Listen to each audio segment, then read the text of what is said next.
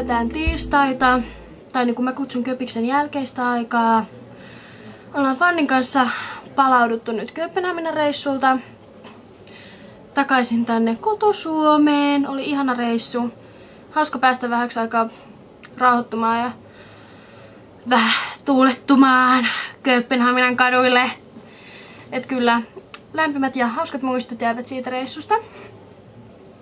Tänään on ollut vähän semmonen helpompi päivä. Ei ole ollut vähän tämmönen pehmeä laskeutuminen Köpiksestä.